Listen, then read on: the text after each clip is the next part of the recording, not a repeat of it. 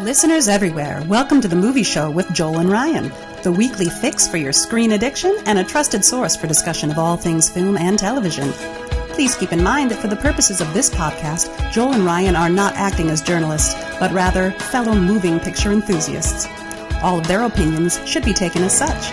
Also, please be warned that while Joel and Ryan may seem like petulant children, they are, in fact, adults who may occasionally use adult language. While they promise to bleep out all the worst words, it's a good bet you will still understand what they were saying. And now, with no further ado, here's Joel and Ryan.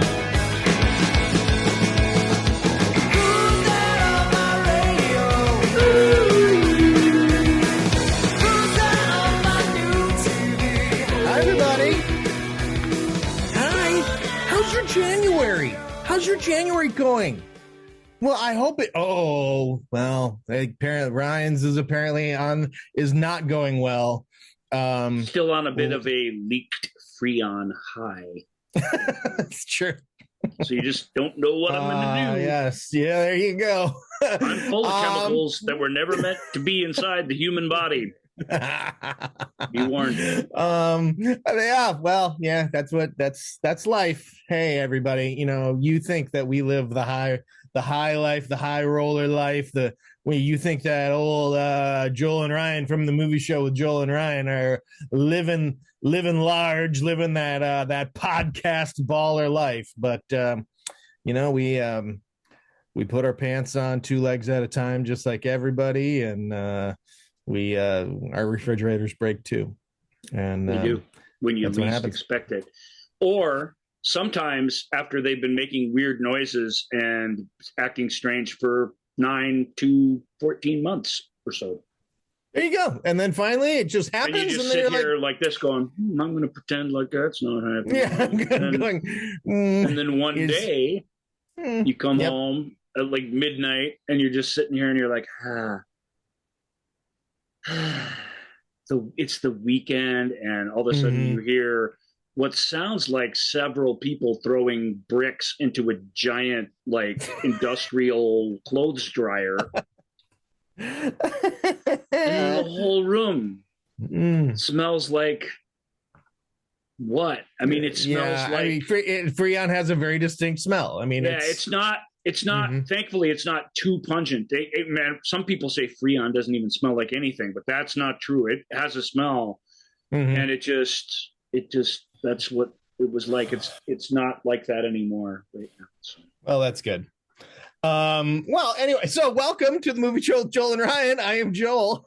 And I'm Ryan. And I think we should we already kind of did our little like banter that we like to do to sort of get ourselves going. So I say we just jump right into today's episode. And if you read the head, if you read the caption on it, that what we're doing today. This is the second big episode of the season, how we like to start out our years. And it's the first official episode of our year in reviews, which is all you're really going to get for the next few weeks. Correct. We hope you like them. We hope you like the way we do them. If you didn't, you should have wrote in, which you did not do. So we don't know any better. We assume these are enjoyable for everyone. They get pretty decent ratings. We don't like to talk about the ratings too much on here, but they get decent listener engagement ratings. People listener engagement metrics. Yeah, metrics. But we assume, and I think rightfully so, that that every episode is a 5-star episode. Well, you wouldn't know it by looking at all the places that the episodes are posted. I'm gonna go ahead. If you're feeling the 5-star love, why don't you start doling the 5-star out to the Movie Show with Joel and Ryan? And if you're not, your heads in the sand, people. Continue as previously. Stay the course. That's true. There you go. All right, so let's get to it. This is let me make sure I don't screw this up. Okay, this is the Year in Review 2022 and a few movies from 2021. There we go. We're actually kicking off like we always do with these, with mostly movies from 2021. So, but after that, Who knows?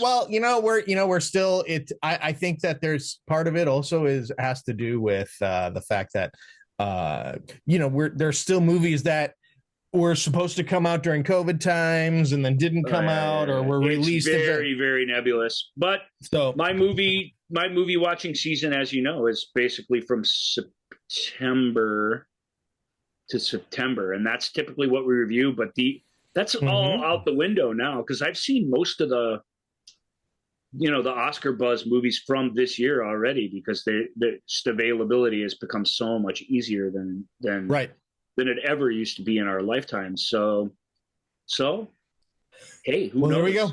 All right. Well, let's jump into it with our first movie. Our first category is, last week you heard our Altskers episode where we talked about the movies that should have been the movies that were up for the Best Picture Academy Award and what should have won, even though we kind of came to the agreement at the end that, I probably got it right.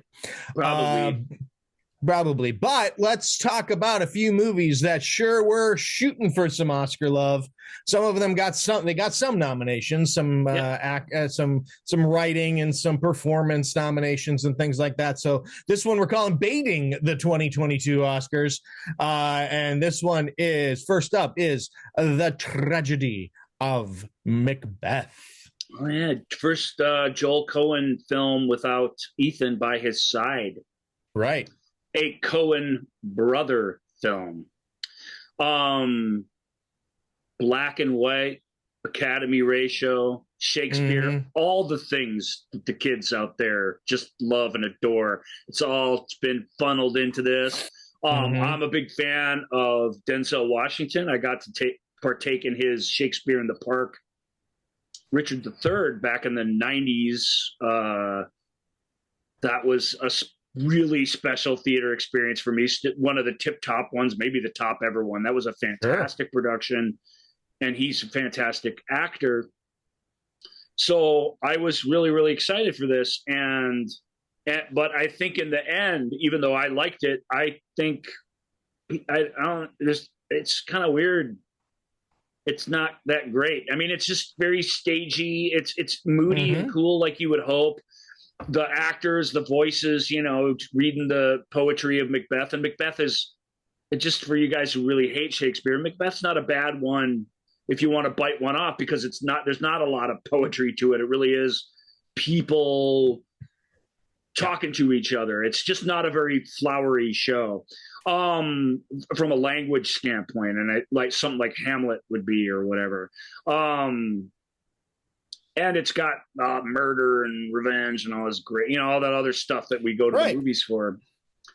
I just couldn't, there's no need to go too in depth of it. Frances McDormand and Denzel Washington are terrific, but there was a Macbeth just a few years ago with Marion Cotillard and Michael Fassbender, and I mean, like, how can you beat that, right? Right. And that Macbeth was weird because that Macbeth was all shot on location, so it didn't have the sort of formal stodginess that this one has.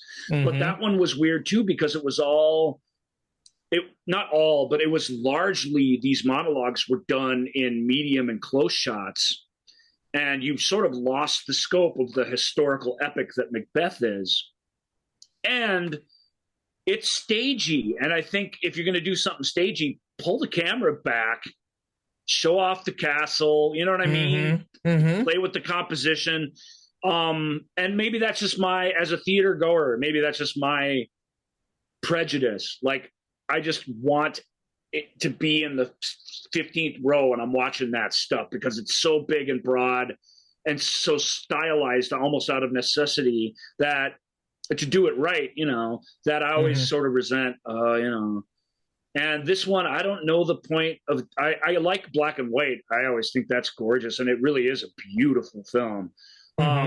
But I don't know why Academy ratio is so weird. Why? So that you would have difficult fitting everybody in, or so that every shot would include everybody's belts. I mean, why? I just don't. I've seen a lot of movies done that way, and when I watch some of them, I go, "Oh, I get it." This one, I was like, "Eh." Why? I mean, why so tall? What are you possibly getting out of it by it being that way? I don't know. Yeah, I mean, and some of the compositions of the light and playing with the set, playing with the light, playing with shadows and stuff like that. It could have been could have even been more stunning. I mean, it was pretty. It was really well composed. Almost too. Almost. I mean, that's and it was in some ways too well composed, which is why. Give Fassbender and Cotillard's version, which I don't even really like. I like this one better. But to give that some credit, it feels like it's coming from an organic place. Mm-hmm. This really doesn't feel spontaneous at all. Yeah, this does not have an ounce of spontaneity to it. And you know what? You say that, and I think that might be because I've been trying to pinpoint. I watched it. I was like, yeah, it's Macbeth. I love the play. I love. Sure. I mean, I think because it is so accessible, but it's just and the story wise is so accessible too. As dark as it is, it's probably second and only to like Taming of the Shrew or something in terms of its crowd pleasing nature. It's Lady Macbeth is one of the just one of the singular great characters in all of theater, and you get Frances McDormand playing, and it's great. So, but I think maybe that is the word. As soon as you said it lacked spontaneity, I'm like that might be all Shakespeare does to a degree, and yet. In any creative endeavor, whether real or manufactured, you like to feel that a little bit because it sort of makes the thing feel alive in a way that this just doesn't feel that way. It's a really accomplished film. If you like Shakespeare, it's recommended. If you're a fan of McDormand or Denzel, it's really their show. Mm-hmm. There's lots of other great supporting roles. The person who plays all of the witches, for example, there's some really neat things that are done, but it doesn't take the easy way out everywhere. Even when the night watchman guy, the doorman's got the knock knock knock thing. That guy's been played by all sorts of comedic people throughout the ages. Even that though, in this is it's played straight, and it's like let's not go overboard. A murder has just occurred, so. Mm-hmm. This doesn't go through the tonal swings. That said, the Macduff family melodrama is about as good in this version of the film as any I've ever seen. And it's because of that reason. It's because, there's this scene where we cut to this doomed family. And it's a comedy scene. It's about being a mom and being an obnoxious kid. And you're so relieved to have a scene like that. Yeah. But that everyone always swings. They swing really just too far into like sitcom comedy stylings. This film doesn't do that. And it makes the loss of those characters, which happens right away, spoiler alert. Come on. But it makes it, this earns the actual feelings that come from that. So there's a lot of really, really great things. And I can't think of another version that does. Even Roman Polanski's very celebrated version from the 70s, who his family had just been murdered in a home invasion. And he just still plays up the comedy just way too hot. And that's too bad. Yeah. All right. Well, let's move on to our next film. Come on. Come on. Oh, Mike Mills. Not Academy ratio. I hope you guys really like talking about aspect ratios. Like everyone. I mean, that is something that when people stop me in the street and they say, "Aren't you Joel from Movie Show with Joel and Ryan?" And they're like, "Can we get more aspect ratio talk?" And I'm like, hey, you've come to the right place, sir. I said, I think that's possible, but you got to remember, we only talk about it organically. I mean, if it comes up, we will bring it up. But I'm obsessed with it, and the movie, you're just going to have to deal with it. For aspect ratio, not to be too inside baseball. A little explanation without mansplaining it to you. Academy ratio is the shape of your old TV. And it's really the shape of all old movies. TVs, when they first appeared, the screen size was chosen because that's the shape of the cameras that were shooting for the cinema at the time. So Casablanca, Gone with the Wind, even an epic thing like Gone with the Wind, it's shot basically, not quite, but basically square. Right. And that's what Academy ratio is. So when I say that, it's 1.33 by 1. And it's the shape of an old TV or an old TV show, not even that old. Right. It's the shape of ER or whatever that was in. It's, right. You don't have to go back that far. The shape of the original Friends episodes. Until they decided Rachel's hair would look better if you stretched her face when you broadcast it on TV. Well, now, like on when you watched, I believe, what is it, on HBO or whatever it is that has all the episodes. Well, no, they've in some of the episodes they shot them in in cinema ratio, and now they just have it so you get like a scene and it's like the 5 friends talking, but then it'll do one of the takes, it'll be the stand-in for Ross literally just standing there because Schwimmer was off because they have that material, but when you zoom out, all kinds of problems. When they remastered, and then we'll get back to the movies, we promise. When they remastered Star Trek The Next Generation, they really wanted to see, because they had it, they shot it on film. The way they shot it, they didn't shoot it on. No, they did. They shot it on film. That's why not the effects, which they had to completely redo from scratch, but the scenes they shot on film like they would an old TV show. And because of that, we're grateful for that now, because they've got much better resolution to play with. But when they zoomed out, you see the corners of sets and you see all this stuff that you're not supposed to see. Not constantly, but with enough regularity that they just couldn't do that. So God bless them, they kept it in Academy ratio the way it was intended, and it looks fantastic. It looks fantastic, the remaster to Star Trek The Next Generation. So, and that has been this week's Aspect Ratio Corner. Which brings us, you're probably thinking, come on, Ryan and Joel. There you go. Why are you keep talking about aspect ratios? Well, come on. And actually, it's weird. It's sort of a couple movies in a row here. We're shot in 1.66 by 1. That's a weird aspect ratio that we don't even use in America. And now that everything's streaming or whatever, you can, but that's a weird one. That is almost like the shape of your TV, but not quite. You need a couple little skinny bars on the sides to make that work.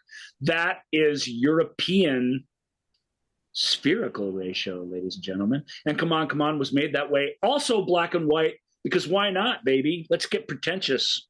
Right. Let's get pretentious up in here. Let's bring Joaquin Phoenix out. He'll take things super serial. Totally. Absolutely. So why don't you read the synopsis for this one? We didn't do that for Macbeth, but I sort of feel like it was okay that we didn't. When his sister asks him to look after her son, a radio journalist embarks on a cross-country trip with his energetic nephew to show him life away from Los Angeles. Yeah, and before we move on without her, what's the name of the actor who plays his sister? She's fantastic and always has been, but she doesn't usually get cool roles like this.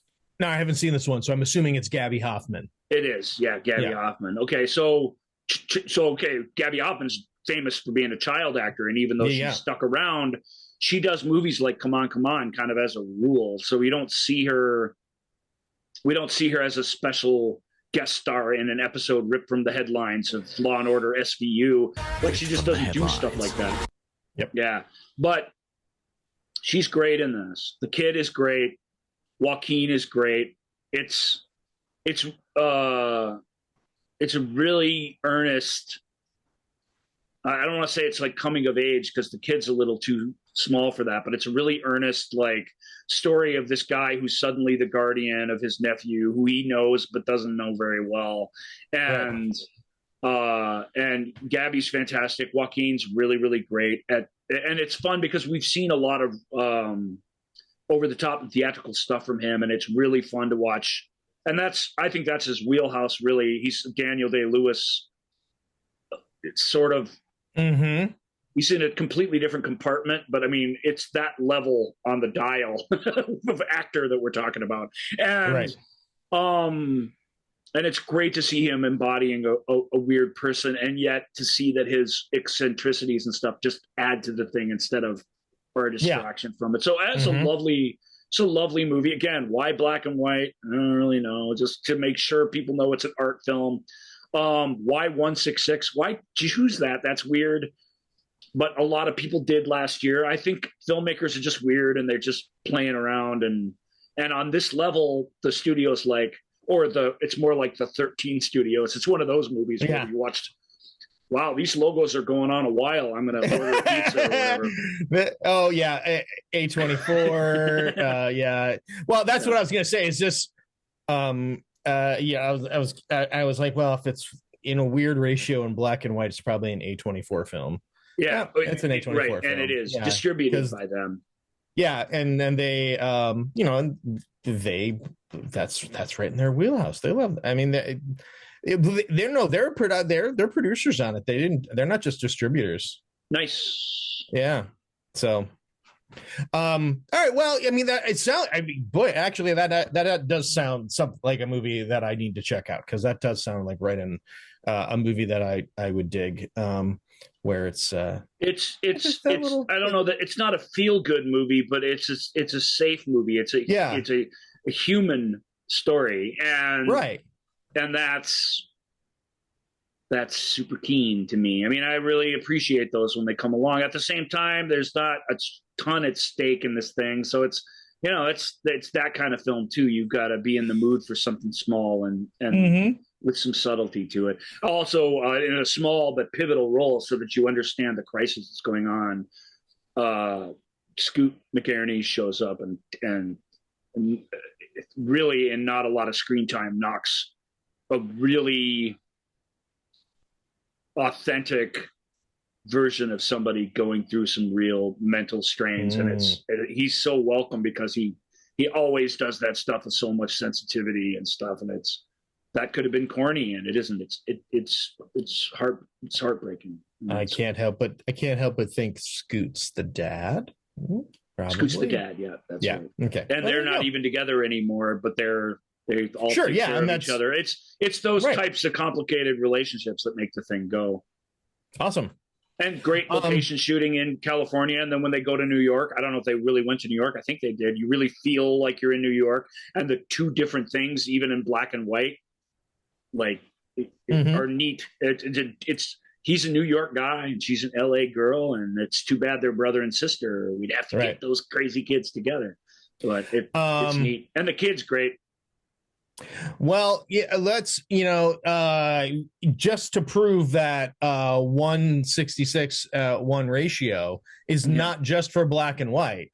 Our next movie, Blue Bayou, is Korean. Is this a Korean American name? Oh boy, words. Hey, everybody, when you decide to start a podcast, make sure that you have difficulty saying basic words. It always makes it more fun to listen to. He's over here when you're watching. He's over here when we're doing the show. It's weird. Yep. It is weird. He does the hard part, guys. This just proves it. Yep. Words are a challenge. As a Korean American man raised in the Louisiana Bayou, works hard to make a life for his. As a Korean, maybe that's a sentence. Let's blame these words here. As a Korean man raised in the Louisiana Bayou works hard to make a life for his family, he must confront the ghosts of his past as he discovers that he could be deported from the only country he has ever called home. Oh, I had to rewrite that when I put it into my computer in my collection, because this is usually where I copy the synopsises from. And I'm that ain't right. That's a couple months ago now, but I remember going, what? I read it like 4 times. That is some complex sentence structure. Correct. It's But anyway, in its defense, you followed the idea. This guy's written by he's had a trouble. He's from an abusive foster home, and he's had lots of trouble in life, and he's fallen into a bad crowd. And he's basically, what's happened to him is he's grown up enough that he knows there's no future in that. And he's in a good relationship, and he's become a surrogate father to his girlfriend's daughter, very plucky daughter, who's very, very fun in this film. The actor, director, writer, this is a passion project of one person. What's his name? Justin Chong. Yeah, he's fantastic. I may have seen him and stuff, but this was, to me, this was his arrival in my cinema going life. And then the woman that's wrapped up in all this with him is Yep. who, Alicia Vikander. right, right. Can't, can't do better. Yep. I mean, there's Yep. a lot of people in Alicia's league, but Alicia's one of those where it's like, oh, you got her? Yeah. Good job. Well, she is, she's an Academy Award winner, so that ain't for nothing. She's really, really good, and really, really good in this very secondary role. It really is this guy's story. And there's it's cool. It's a slice of life story, and it takes a lot of little detours and stuff. There's a woman dying of cancer that comes into his tattoo parlor. Can't remember what nationality she is. She's also of Asian heritage, but she's not Korean. But there's still sort of bond over that, because I think in Louisiana, there's probably not a ton of that type of diversity. And she introduces him to her family, and so there's all this stuff going on in it. But the big thing that's happening is he needs money anyway, just to make this thing work between this little nuclear family that he's been adopted into. And what happens is the folks at ICE have decided that his adoption wasn't legitimate, so that he's still Korean, and they want to deport him.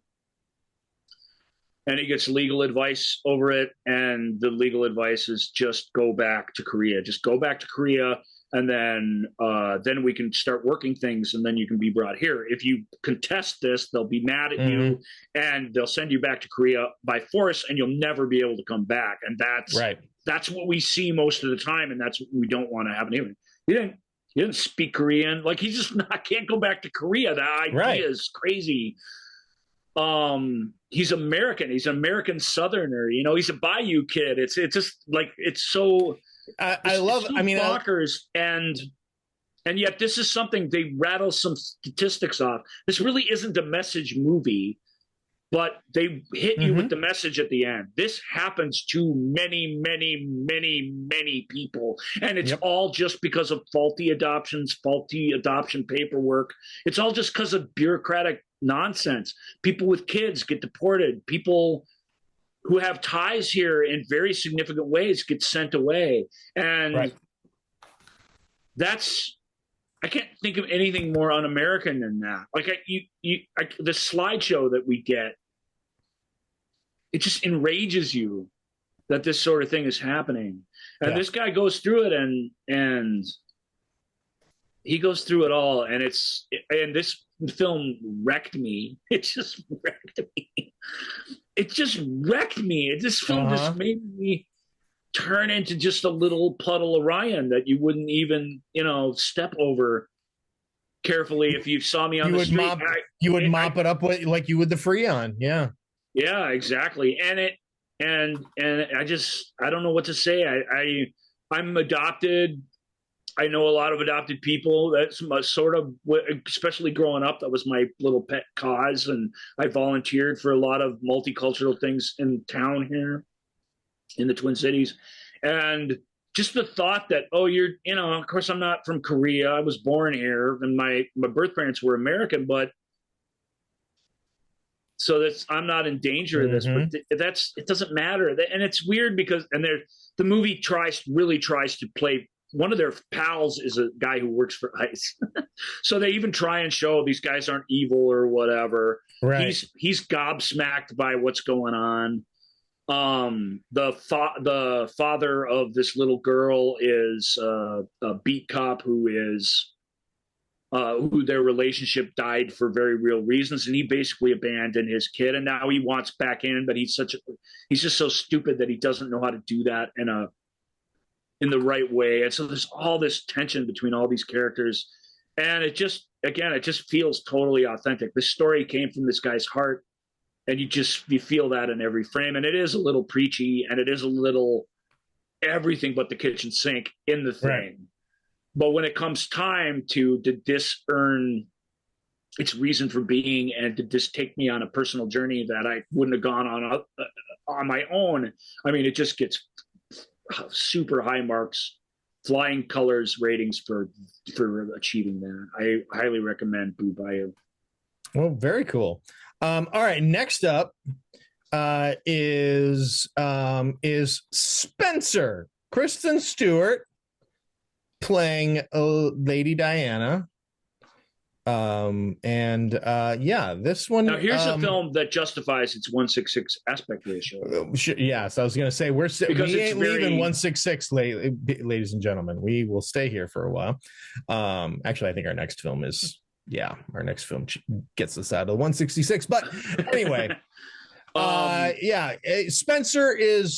Spencer plays like almost like a BBC drama that you would see. But I don't think that that's true. That is how it looks and appears, but I don't think it's really fair to it, because it's an abstract. A lot of it takes place in her mind. Like, that's not the kind of thing you would see on just like a masterpiece theater type of project. This film is really, really cinematic in a way that those aren't. And that's the great thing about it, and it's also probably the problem about it. If you really show up thinking you're going to get some sort of Princess Diana biopic, with some sort of sweep and scope, what you really get is the story of a odd princess trapped in the tower who is just making up her reality as she goes along to cope. It's a very, very cerebral and psychological film. Yes. If to compare it to something, it was made by the exact same filmmaker, so it compares very, very well to it. Jackie Onassis Kennedy with Natalie Portman. Yeah, it's very much like that film transposed to the early days in the Princess Diana, Prince Charles era, and in that way I really, really liked it, because it's just not what you expect. It's very, very brave, very interesting. Kristen Stewart's fantastic as Diana. She's so good. She's so good in this film, in a really, really challenging role. It's just not just no offense to like The Crown or something, where we've got really good actors doing really good Dianas basically everywhere right now. Yeah. But this part in this style of story is just that's a totally different thing. It demands a totally different thing from her, and she just is amazing in it and compelling in it. But it will be off-putting to folks. People like things that are literal. People like, if you're going to do scandal, they don't like it to feel messy. They like it to feel exciting. This just feels messy. Like The Crown. Yeah, like The Crown. Right, The Crown. Yeah. The Crown leads into the plot of the thing. And this doesn't even, and they're all about character, no question. Every true story biopic is about character. But this is about what's going on in here. And the struggle that's going on in here. And it doesn't manifest that constantly. So it's not an absurdist, weird piece, but it manifests it enough that it's an odd thing. And I found where the film chose to end, I found that to be like, it sticks the landing in a very, very cool way to me, about because you see what the issues are with her, and I also feel though like it's an examination of ideas. You just have to accept that about it. I don't feel like she's so isolated and so alienated from the other people in the story, and I really doubt that it could have been completely that way. I really think you're just seeing an artist imagining a slice of somebody's mind and emotional state and trying to communicate that on film. It's very much like Jackie. It's very much like Neruda. They're odd films, and those can only be so great to me because they challenge you, and that takes some of the crowd pleasing nature out of it. But I still thought Spencer was pretty great.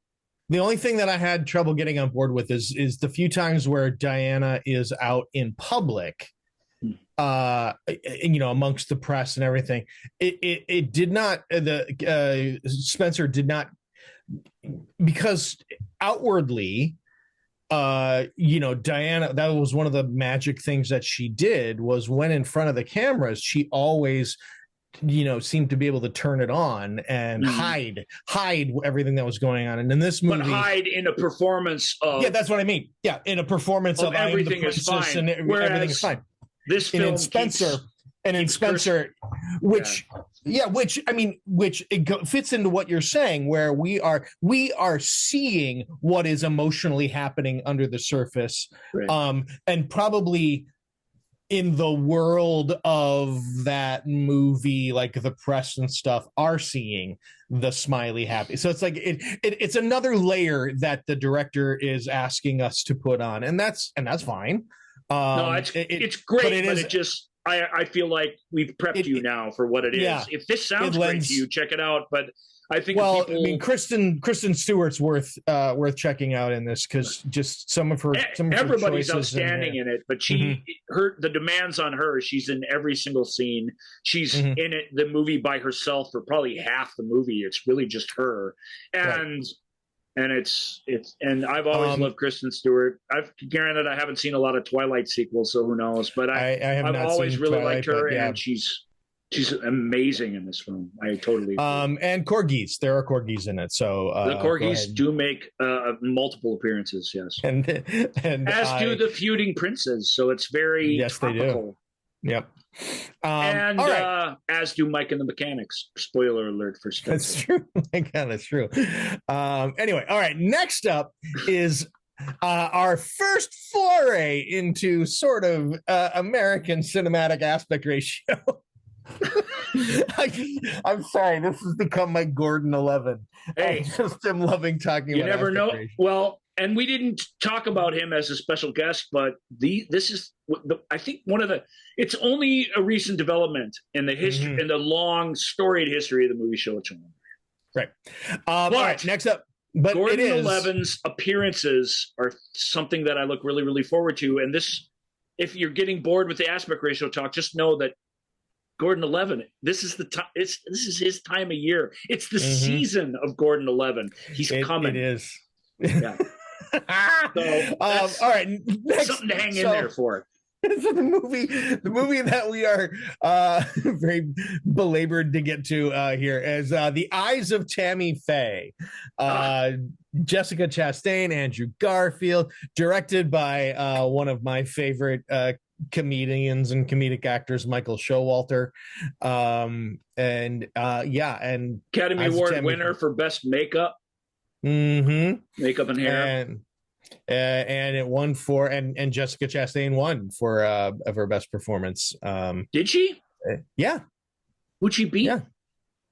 You don't have that up in front of you. No, I can look it up right here. How did I miss that? I guess because I didn't watch last year's Oscars. Yeah, we didn't watch it, but everyone kind of thought it was going to be Kristen Stewart for Spencer. But it was not. It was, there we are, Academy Jessica Awards. Chastain is bonkers good in this movie. So She's so good. It's a well-earned Oscar. It was Nicole Kidman for Being the Ricardos, Penelope Cruz and Parallel Mothers, Kristen Stewart and Spencer, and Olivia Colman for The Lost Daughter. I would have, if you'd have just read that list to me before the show start, I would have bet my new refrigerator that it was Olivia Colman that won. Sure. That's crazy to me. That's just wow. All right. Yeah. That's great. It was one of the big category. I haven't seen the Penelope Cruz movie. Sorry, Penelope, but that's a great list of people playing people that we all know in ways that are challenging, and that's really, really cool. So good. Yeah. All right. So it is really, it is I put it in the right category. It's Oscar worthy. Yeah. An intimate look at the extraordinary rise, fall, and redemption of televangelist Tammy Faye Baker, who, arguably was, Minnesota's own. Woohoo. But yeah, she was, she ultimately, surpassed the popularity of her preacher husband, Jim Baker. It was Tammy Faye that really, drove the popularity of their ministry. She put on puppet shows. She sang songs. She did all the stuff that is the crowd pleasing stuff of the show. Right. And was just a very creative person. Jessica inhabits her in a wonderful, believable way. She's just been so good in damn everything of late. She's Like she's now the that's best. yeah, and I'm thrilled that she won an Oscar for this because man, that movie about the Washington lobbyists, Miss Jones or whatever it's called, or Miss, I can't remember her last name, but Yeah. the movie about the Sorkin film about the poker Yeah, Molly's princess. Game. Yeah, Molly's Game. I mean, just film after film after film where she just is Miss carrying. Sloane. Yeah, Miss Sloane. Thank you. That's because that's a great movie, guys. You should check that out. And this and more really, but Jessica's fantastic. This story is really really interesting.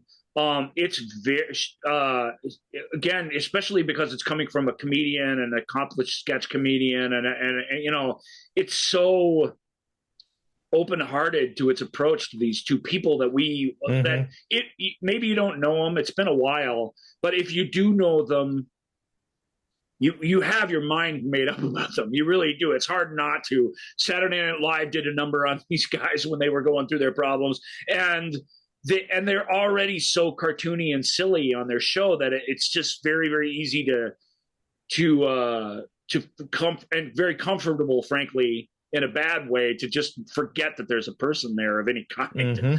The things they're accused of ended up being pretty rotten, but to be honest, it wasn't anything anyone wasn't doing then. And these days, the scandal they got wrapped up in would not be a scandal at all. The answer to it would be to march out there, own it, and wait 3 days until people got worked up about something else. Correct. So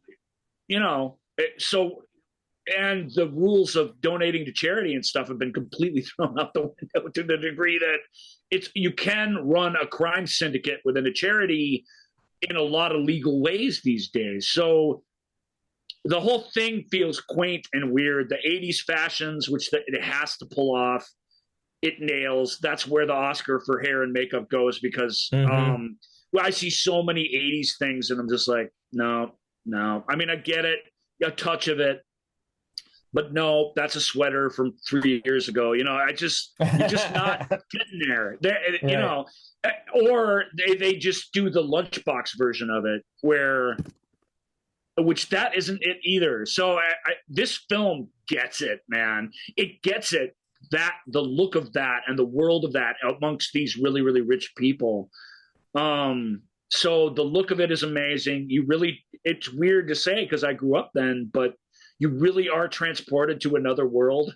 It really is. I don't call anything a period piece if it takes place after World War II, but that's just because that's my perspective on life. I think kids today who weren't around for this will look back on that and it'll look as crazy as a movie from 1971 looked to us at the time. And that's really, really cool. And I don't know, Tammy Faye, is she redeemed by the story? I don't know. The story absolutely plays fair with these guys. Yeah. It was not part of this scandal. Poor Jim Baker just folded like a soda cracker when the stuff started coming down. My favorite SNL bit was because there were reviews that while he was incarcerated, he just sort of went bonkers and became despondent, and that his preferred method of coping was to curl up in a quote fetal position. And I don't remember who played him on SNL. This is the Dana Carvey era, basically, of that. So I don't remember who it was. But the very first thing they did was they were interviewing him and they were asking the hard questions, and he just curled up. And they're like, "No, get out of that fetal position. Answer my question." The film doesn't feature a fetal position because it's a cliche and it's a joke. And Showalter, man, it's such a good movie. It's got plenty of humor in it because it's so absurd.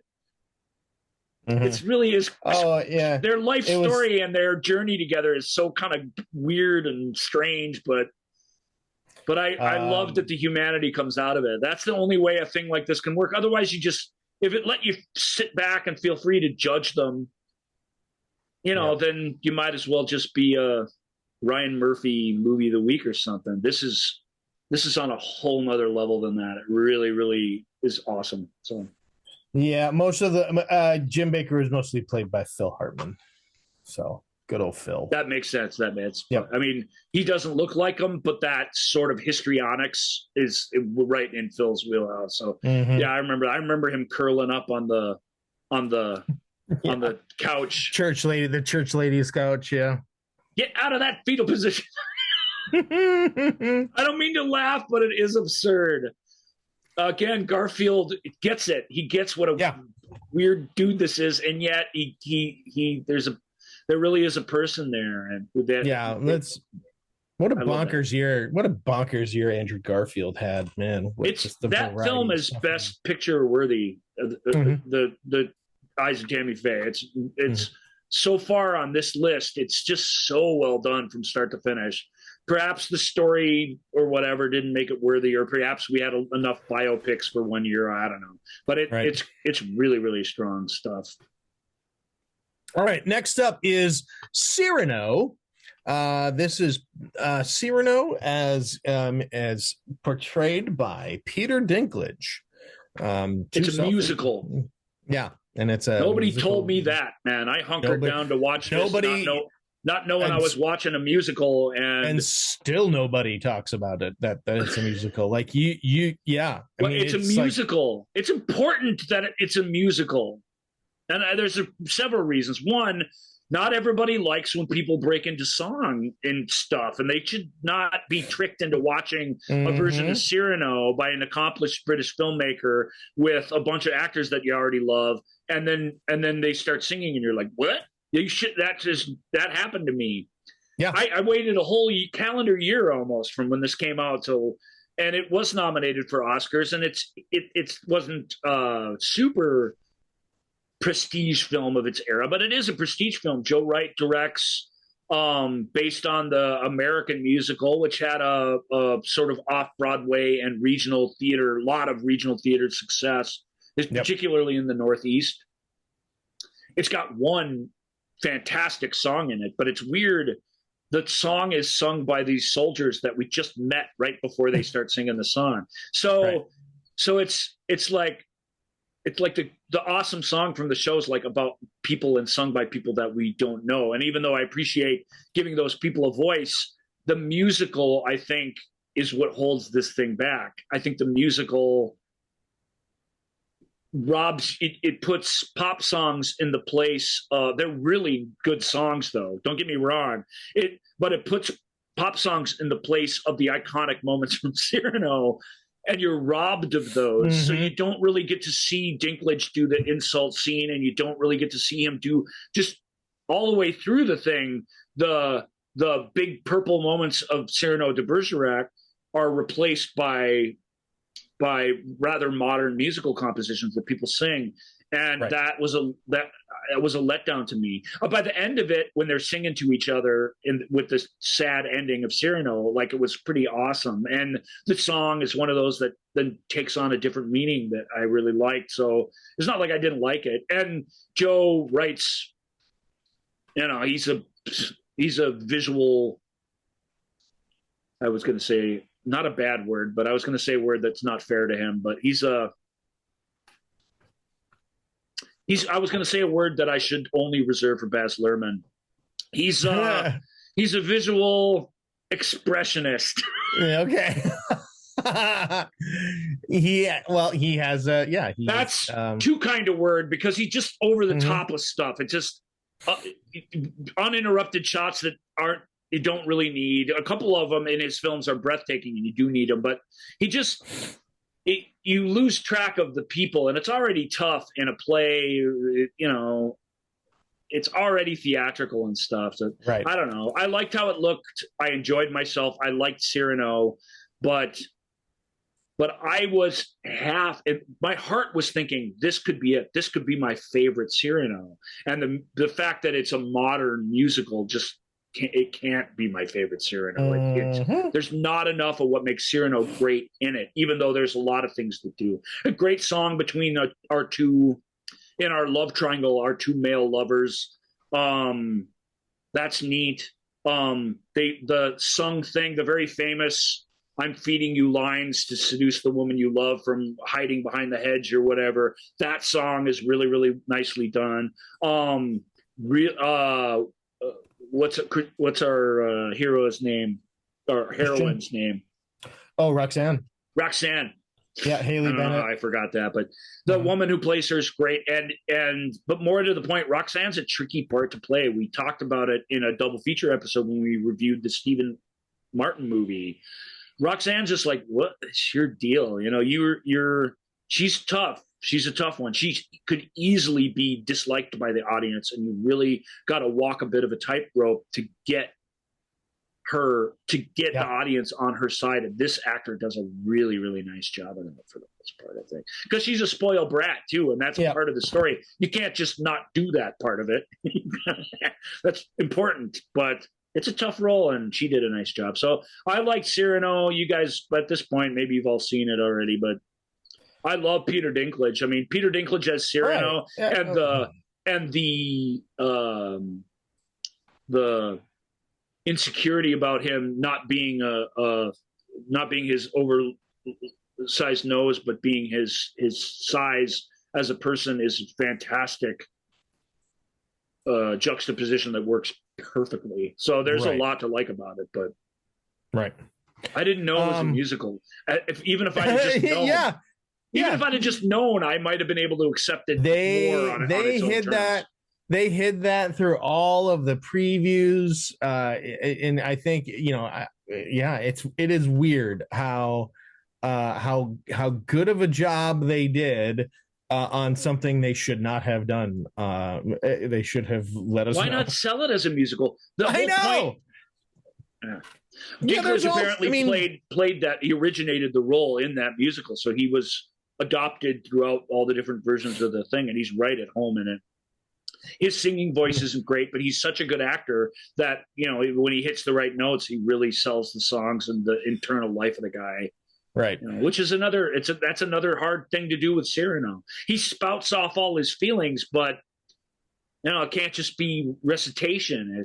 He's a challenge to play too. Peter's fantastic. All right. Well, let's stay in a world of being way over the top on things, and let's talk about House of Gucci. If you want scandal, lives of the rich and super uber famous. All that stuff. When Patrizia Reggiani, an outsider from humble beginnings, marries into the Gucci family, her unbridled ambition begins to unravel their legacy and triggers a reckless spiral of betrayal, decadence, revenge, and ultimately murder. Yep. Ultimately, murder. Ridley Scott. Yep. Ridley Scott made this film and The Last Duel in the same year. Holy Moses. That's good work, bro. Yeah. Last Duel I think is pretty extraordinary, actually. It also has its challenges. And this film I find quite a bit less extraordinary, but it's still really accomplished movie. I think it absolutely does play fair with the biographical information that it has at its disposal. Lady Gaga's great. Adam Driver's great. I mean, if you just look at the poster, Jeremy Irons is great. You know, it's all the way down the line. Everybody is game for this, and it's one of those big productions, not a big green screen production, but it's one of those big European country hopping, you know, views into the world of decadence. Thank you. It needs to capture a world that none of us will ever get to see. And it does a really, really neat job of that. And of course, Al Pacino, how could I forget that? And who's the brother? He's fantastic too. A little goofy, but Jared Leto. Yeah, Jared Leto. Almost unrecognizable Jared Leto as the supposed heir of the empire, who's just too stupid and tasteless to be such, and that is a tragedy in there. That's really sad. So even if you do have money to burn, and you know, like their problems aren't our problems, but they do still have their problems. Right. I dig it. I didn't love it. But I liked it a lot. I liked that kind of film, and I think this one did a really, really great job. I think, I'm only going to get so into people like this and their issues, even with each other. Like, just in a snow globe of a story, it works great. But it's just like, it's not that I don't care. It's just, I don't know. That's more where he I did was. a great job, I'm like, Ridley. yeah. Right. I'm like, it's good. I don't really care. What was the story about the kidnapping that he just did? Is very, very similar, where Christopher Plummer replaced Kevin Spacey at the last. Oh yeah. This is even better than that, and that was quite good. But it's still this glimpse into the lives of these moguls and these multimillionaires. Director, not the producer. I need director. There we are. Director is no. I want the previous. It is called. Come on, IMDb, work with me here. Stop going back to producer. Boy, they've gotten terrible. Oh yes, this is not. They used to be our friend, a friend to moviegoers everywhere, and now IMDb. Every time you change anything, like you make your thing 3 times worse than it was before. I don't. All the money in the world. All the money in the world. Thank you. IMDb, if you're listening, go check out Wikipedia. That's all we want. You don't have to. Yeah. You don't need all this other stuff. It's frustrating. All right. So, and if you don't watch out, we're just going to Wikipedia from now on. Problem with Wikipedia is it doesn't give us those nice little synopsises. It gives you the whole damn story. It gives a giant thing, and often we would have to like deep dive search to find the aspect ratio, which is shameful because that's the second most important thing about the movie. Maybe the most important. Maybe probably. You decide, listeners. Depends on the film. House of Gucci's great. It is what it's selling.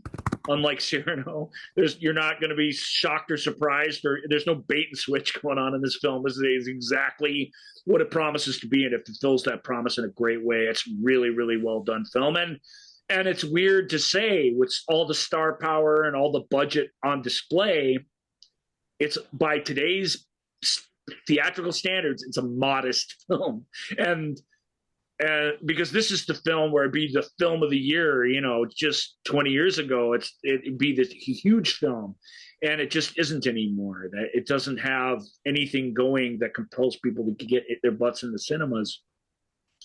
But it's certainly a ride worth taking if you're interested in that story. It's really well done by everybody. All right. That is going to finish it up for our little Oscar want-to-be's, Oscar contenders, I guess. Nice. About halfway through the show, we got that. Yeah, there you go. So, Joel, as you scroll down, we should be looking for a similarly sized category.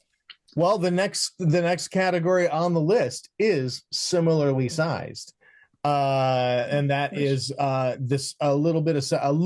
Well, we have little. Do you want to wait and do little science fiction with big science fiction? Maybe. And either way, I think little science fiction doesn't really go well with the award ceremony stuff. So keep scrolling. Sure. We'll find one. Okay. Well, we could do old fashioned suspense. We could do British feel good true stories. Ooh, got to save those. Everybody loves a British feel-good true story. That's what true story, Joel. Don't forget to say the quotes on that. True story from the headlines.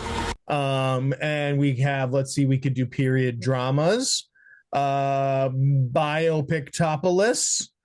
And we could jump into the heroes and the superhero movies and just knock that crap there's out. There's certainly plenty of them.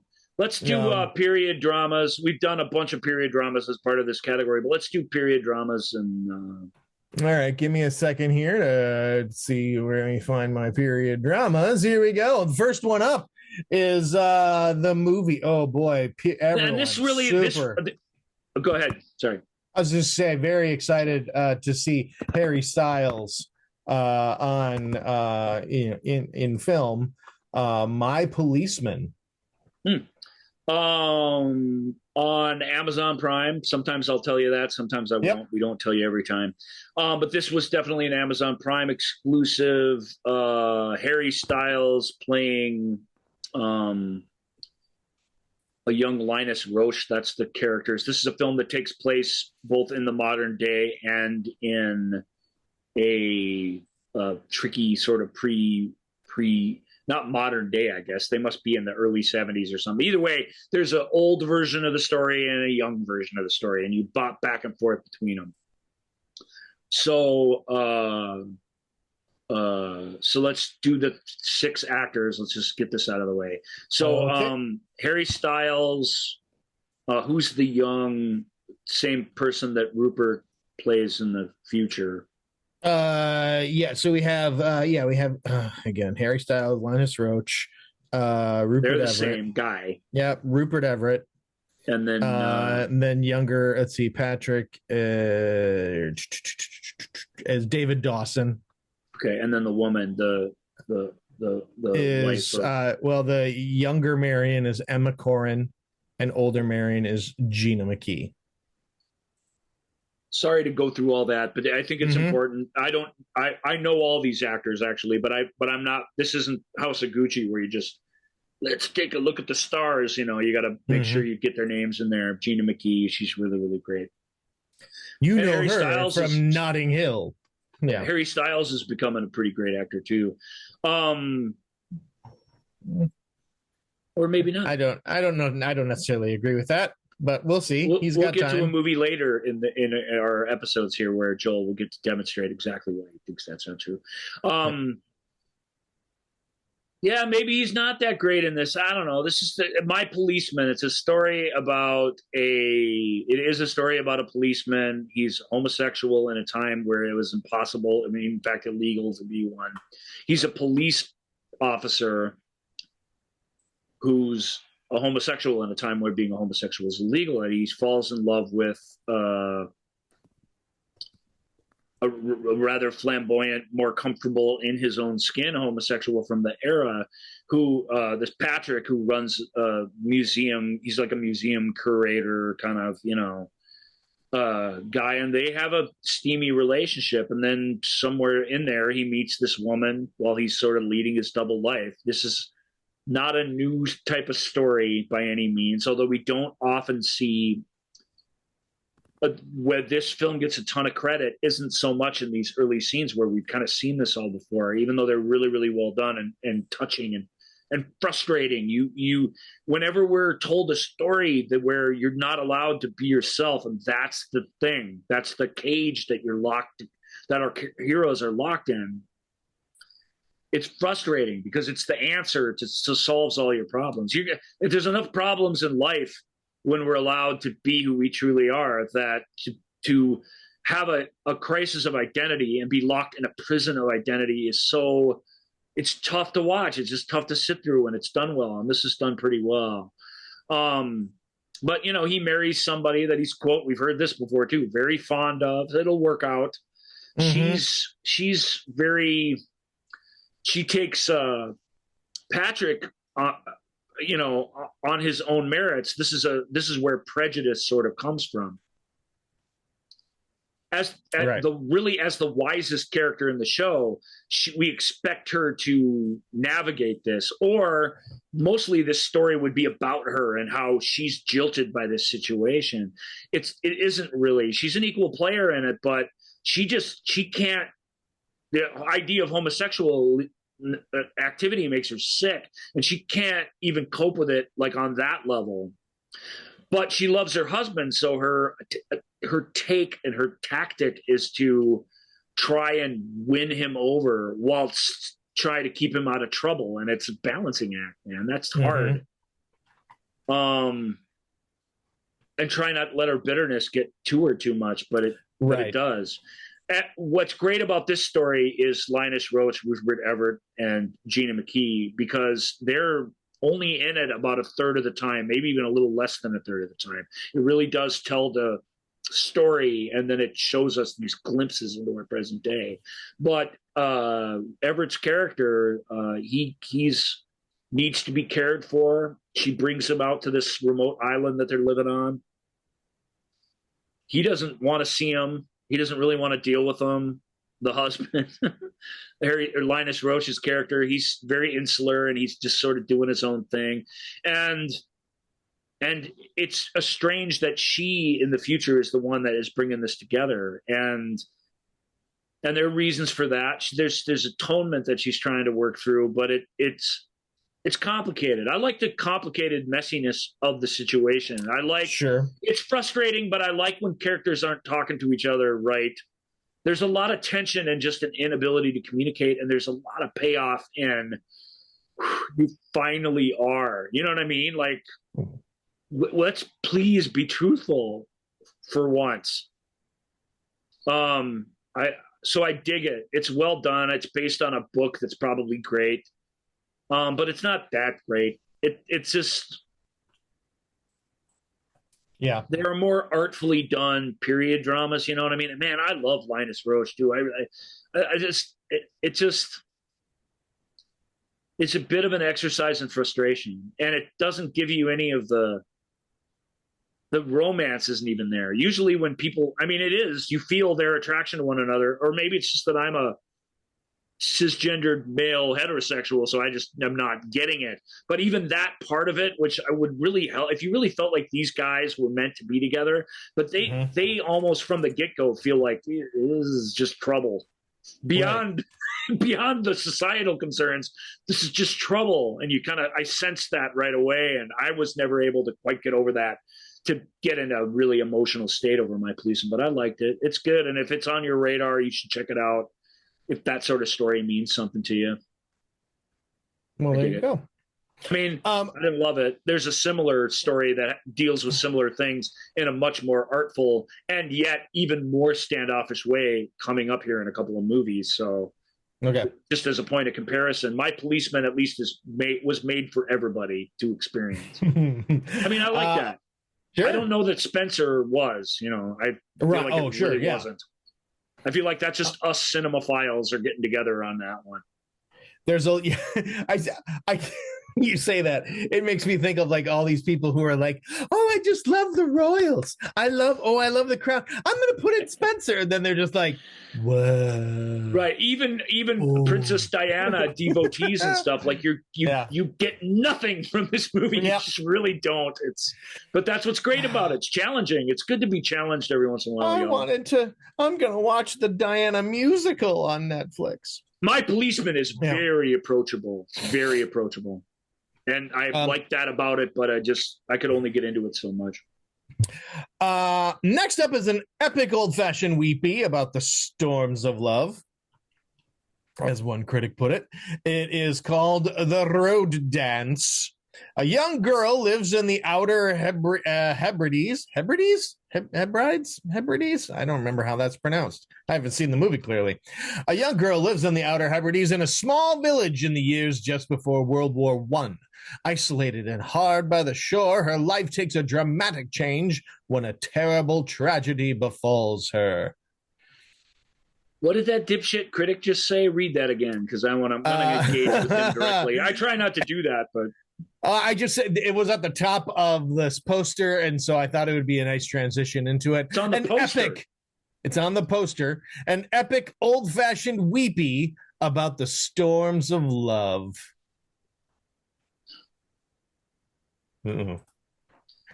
That silence you hear is Ryan's disdain. Well, and I know the poster too. I didn't read that. I don't read those blurbs. I'm sorry. I think they're normally I don't either. They're always full of puns and they're shameful and stupid, and I just don't read them. So even when they're right before my eyes, like I don't see them, which is strange. Mm-hmm. But I know the poster. The poster has this picture of this young period woman who looks like she's going to ride out the storms of love, if you will. She is looking back. But over her shoulder at what could only be a life that once was. I don't know. So that's the image, and we know that kind of story, and I just need to warn you, this isn't that kind of story at all. The storms of love is not the storm that this woman is dealing with. The synopsis gets to it. A tragic event befalls her, and it's right not to spoil what it is. But it's as bad as something that can happen to somebody as can happen to somebody.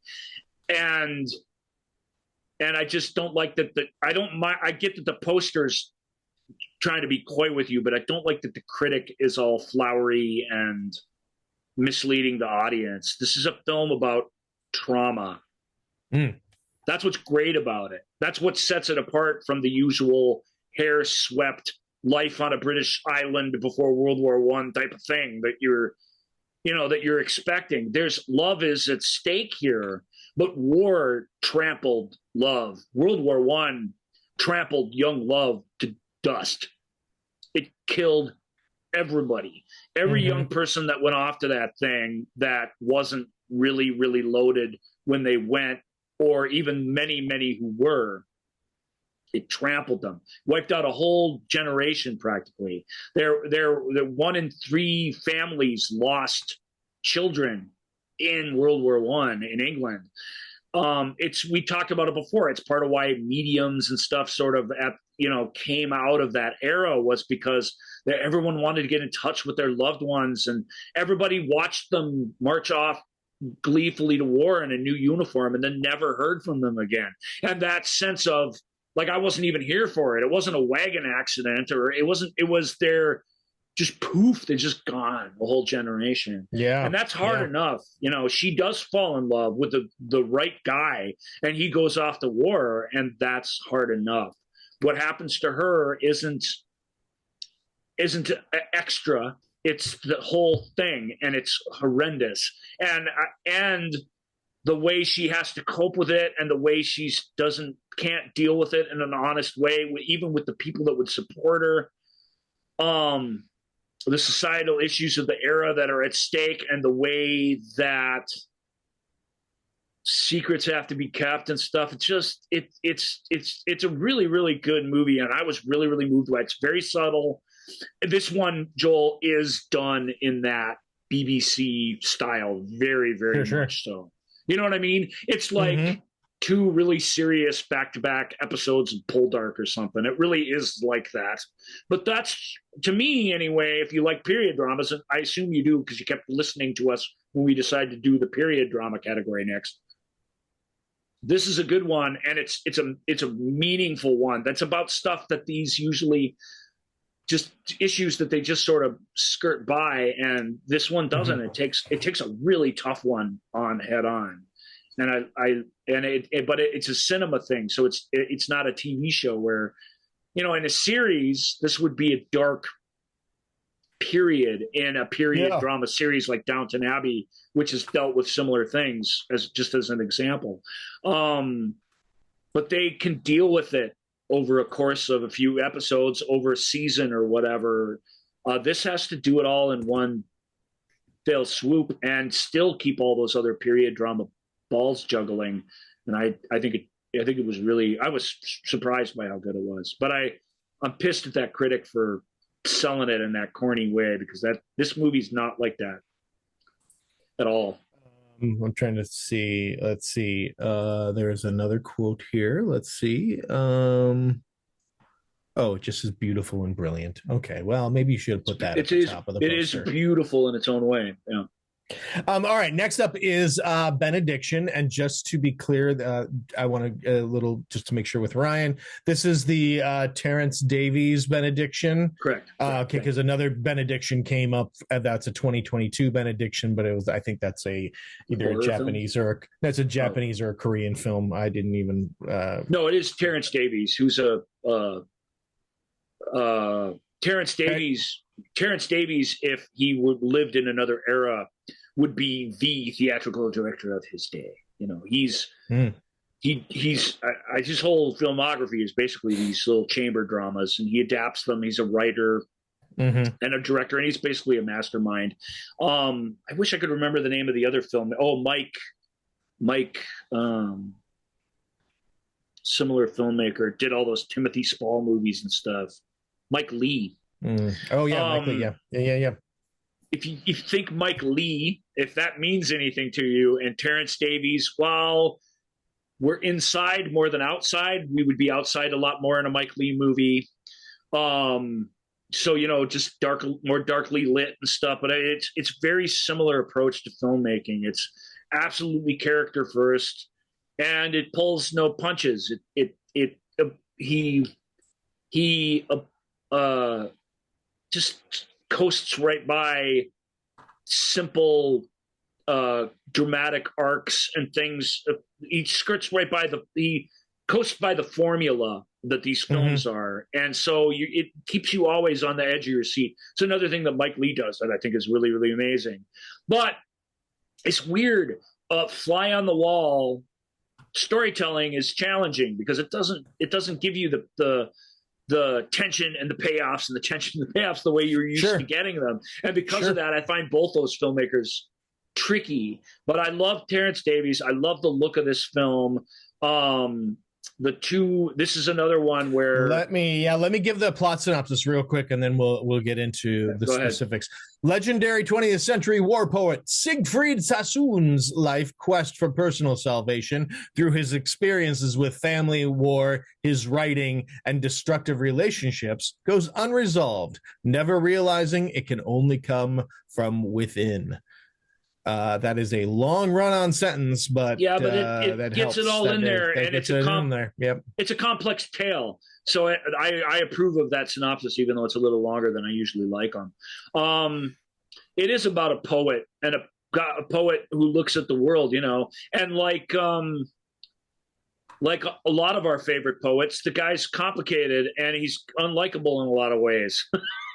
Like you love and you're tremendously moved by the poet, then you meet the person and it's like, wow, this guy's a dick.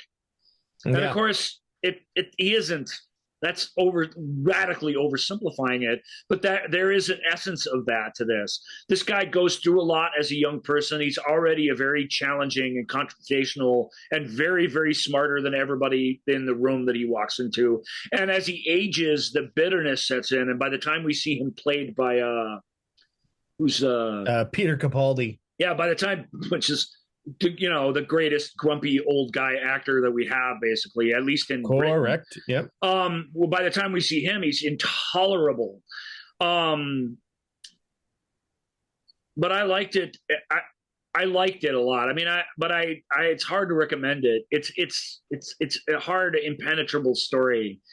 The film's in love with his writing, and it trots that out time and time again in ways that are sort of magical. But are we really studying this guy? It's harder, and it's so sweeping, and it goes through so much a long time period that it also doesn't feel like you're living through. It feels like you're blowing by sort of the important biographical things, but that's what it's meant to be. It's meant to be. It's meant to take. It's meant to see the thing through the lens of the poetry. And it does that. And that's a hard assignment, it really is. And it does it with a lot of grace and a lot of humanity. Again, I don't mean to keep repeating myself, but that helps. But it's not, we got a couple crowd-pleasing period dramas coming up, but this just isn't one of them. This is a really challenging movie.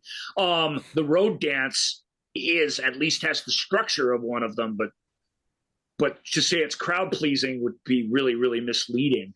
This one, it's not misleading to say this is not trying to please you. This is one artist's take on a guy, and it's not abstract, but it's super poetic and super subtle. And that's something in our cinema that we've gotten away from. And it's something that our early cinema didn't even really have. So it's a bit discombobulating when you sit down to watch it. Yeah. All right. Well, let's move on. Remember how in Game of Thrones, how everybody, pretty much everybody to a T, when Lyanna Mormont, the girl who became the head of the Mormont family, and how crazy awesome she was and what a badass she was.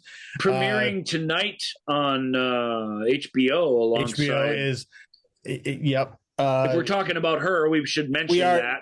We are because by the time people are listening to this, that's going to be all the rage. I get the sense. Yep, we are talking about Bella Ramsey, and she's she'll be starring in The Last of Us on HBO, alongside Pedro Pascal, and movie, two former Game of Thrones alums. Game of Thrones, yep. This movie, though, a little movie she did about a 14-year-old girl in medieval England navigating through life and avoiding potential suitors her father has in mind. It is Catherine called Birdie. Yeah, it sounds pretty great, does it? Yeah, it sounds really fun. It comes with the this it comes with either the big draw into the thing, or it comes with the big warning stamp right on it that this is a film that was adapted and directed by Lena Dunham, who I think's awesome, but who's not everybody's cup of tea. Correct. Yeah, she's very much very much she's divisive. She's a divisive figure because she doesn't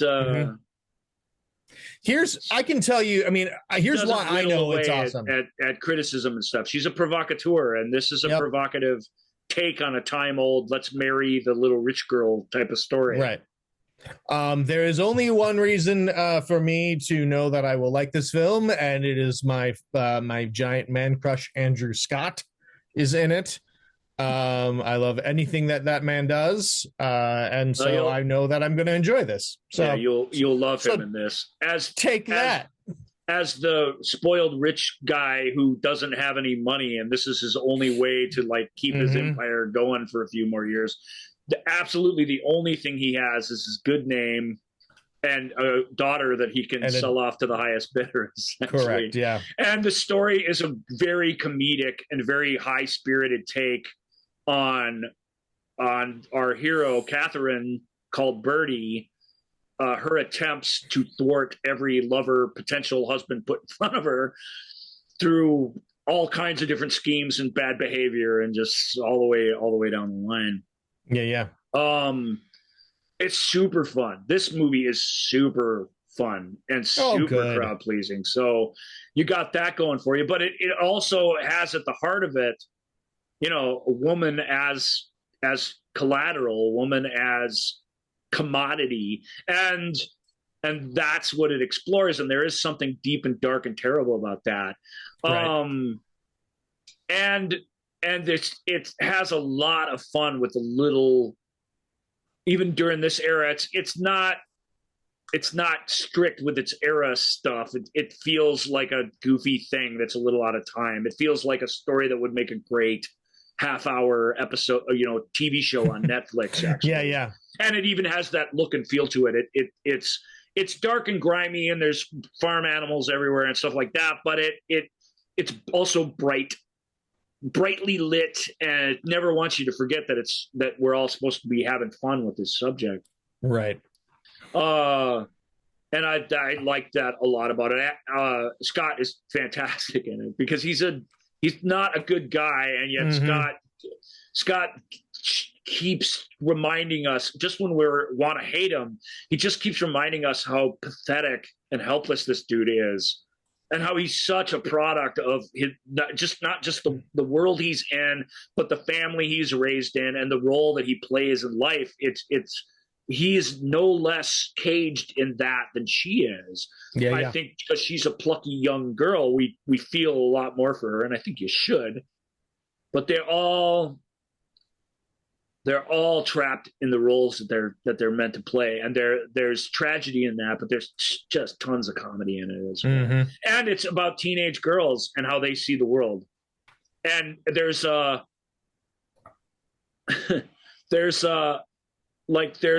these, they're just on their cell phones, and they're just their world is totally different than ours, but they're interacting in it in a super modern teenage girl sort of way, and that is delightful. There's a ton of comedy that comes out of that I really, really like. So, well, very cool. Well, next up is Amazon Prime has Catherine. Yep. The next one is a Netflix film. This is Netflix's release of Lady Chatterley's Lover. An unhappily married aristocrat begins a torrid affair with the gamekeeper on her husband's country estate. What a Lady Chatterley Lover is, it's almost. We haven't. It's almost the just like the signature period drama. I don't know how to explain it, but it's like there's Madame Bovary and there's signature Jane Eyre period romance. Yeah, it truly is. I mean, it's just like, to me, it nails that. So it's been adapted 8,000 times. So correct. What are we doing here that's different, or that you need this thing to be right now? I don't know if I can answer that fully, but that's the question we need to be asking every time they trot one of these out. If you're going to do Macbeth again, I mean, why? What's your thing that you're going to do? Sure. You know, if you don't have anything, then you at least got to have Denzel Washington as Macbeth. Oh, you do? Okay, cool. Yep. You know, I used to say that. Why are you doing Death of a Salesman again? Did you get Richard Dreyfuss to do it? Oh, you did. Okay, cool. I mean, that's good enough. Then just do it. Yeah, then you have somebody who's perfect for it doing it. I'll take it. This doesn't have that, though. These aren't big stars that are in this thing. They're good actors. And it's gorgeous, period costuming and everything's all long, flowing, and great. And who's the author of the novel that it's based on? D.H. Lawrence. Of course. And Lawrence is writing, and he was and this is the thing, though, but when you watch this, what is it? But this is the thing that you can't appreciate, that he's writing about this. This wasn't a period drama to Lawrence. These were people that were alive down the street from him or down the country road from him like this. He was confronting, again, kind of the same thing we talked about with My Policeman, where just when a woman who's not free to express her emotions at all, she's free to have an affair within the norms of society, but with the gamekeeper, probably not. And it has a lot of the same as this. It's a World War I era thing. Can't remember the name of the actor. Who's Lord Chatterley or whatever. Clifford Chatterley is played by Matthew Duckett. And he's great. He's great. I haven't seen it. I mean, he's always a passerby in these types of films. I haven't seen him with this big a role before. He's very pragmatic too, but and it's very hard to humanize this, but he does a great job of it. He really thinks, she says to him, "What is there anything between you and your servants? Between you, is there any shared humanity?" And he's just like, "Absolutely not." Like, he really doesn't realize that he could have been born on the other side of the tracks and had a whole different life. He believes there's a reason for the way things are, and there's a reason for this very feudal society that is still England, was still going through at the time. Yeah. He's got to wake up from that. And our sexy beefcake gamesman, played by? It is Jack O'Connell. You may not know Jack O'Connell, ladies, but I'll tell you, he's a good actor, and he gets to the heart of what this guy is, and he looks great with either a wet shirt or a shirt off or some combination of the two things. And this role requires the former, or the movie wouldn't be worth a damn, but it also really requires a sort of romantic novel image and standoffish hero with the accent and the tortured past, Later Chatterley's Lover, you got to appreciate for what it was in its time. Yep. And you have to understand that it's not Wuthering Heights, and we're not barreling towards full-on crazy murderous tragedy. It's a much more subtle thing than that. But it's good. It's as good a version. I've seen several. This is as good a version. I still don't I don't want to go through the story again enough to watch this again over and over again. But this would be, it really is good enough to be my go-to Lady Chatterley's Lover. It's seen with a modern eye, and yet it's very, very true to the conventions of the day. And it's gorgeous like you want it to be. You do feel the passion of the side relationship. There is a whole cast of supporting characters who are actually trying to support everybody and have this thing turn out okay. In that way, it's a little bit like Anna Karenina, where let's not blow this thing up. There's all these times where if we just everybody calm down, let's keep it polite, like we could avoid bad news. This film doesn't end in a Russian way; it ends in a British way. So you can watch it safely with a cup of cocoa and know that you're not going to be having nightmares about it when you go to sleep. But it's still tough. It's a challenge. An affair, a marriage, and by a young woman who thinks that the marriage is going to be fine. It's not like she's it's not Catherine called Purdy. She's like, oh, well, he's a decent man, and this is my role. And I mean, even her awakening to, hey, this sucks. Like this is against who we are and what our urges are as people, and that those have meaning for us in ways that you don't want to follow every urge you have. There's a balance truly to be struck between this stuff. And in that world of that time, it wasn't being struck. And Lawrence examines the cost of that, and the film does a good job of portraying that in a way that's very palatable. It's not a great period drama, but it's a time-old story, and I really thought they did a good job of it. So we should mention Emma Corrin, who was also in My Policeman. She is she is the titular Lady Chatterley, and that's the role the whole thing revolves around, and she's fantastic. All right, next up is another a young woman courts a mysterious wealthy suitor in 19th century England. Can I say one last thing about Lady Chatterley? Because let us go back. Hey guys, Emma Corrin, who we saw in My Policeman, she plays the titular Lady Chatterley. One reason Lady Chatterley was so disliked in her era, and Dana talked about this in our Jane Austen episode, which is one of my favorite episodes. If you love period dramas, please, if you haven't checked that out, check it out. There's even a nice little break in the middle where you can go have coffee and stuff, or do whatever Joel was doing when he stopped the show, but let the cameras roll. It's a fun episode. That's right, I did do that. You did, but it's a fun episode if you want to see Joel not at his best. I did not have a good show. Yeah, but me and Dana yakking it up about Jane Austen really filled in the gaps nicely, I think, because we had a lot to say.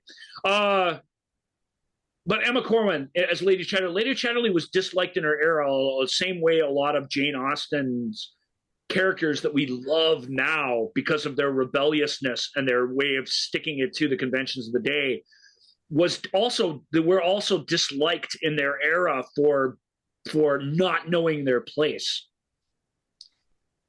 That's a really cool phenomena, that the literature that we've kept embracing are the ones where the characters themselves, where people were just like, oh, I can't believe what you did, and I can't believe that. Whereas today we're like, yeah, it's all you, go girl, like the whole. So have we come a long way, baby? I guess. I don't know why I wanted to go back and make sure I got that in there, but Emma's portrayal and that character, because she's an honest character, and she's sneaking around, but she sticks by her guns pretty much every time she's confronted with something. That was immensely unpopular in that day. And yet it's the thing that you'll love about her today. And I find that juxtaposition very interesting. Dana brought that up, and I've never forgot it when I engage in these stories these days. So, well, there you go. So Next up is, as I may, I'm mentioning this for the first time because we never have gotten to this movie yet before. We certainly did not go back to talk about Lady Chatterley's Lover. This is a movie about a young woman courting a mysterious wealthy suitor in 19th century England.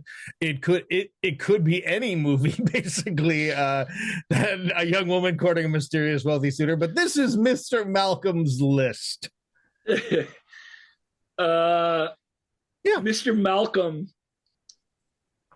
This movie, I think it's got like a 5-star rating or something on IMDb. This movie gets raked over the coals, and you've heard me. I love period dramas, and you've heard me on the show like just to really take it to Bridgerton and some of this dumb crap that they're making today, because I'm just like, you guys are not even interacting in any way with what the period is. So how can you be a period drama? You're just a shitty soap opera in period dress. And I find that just totally unacceptable.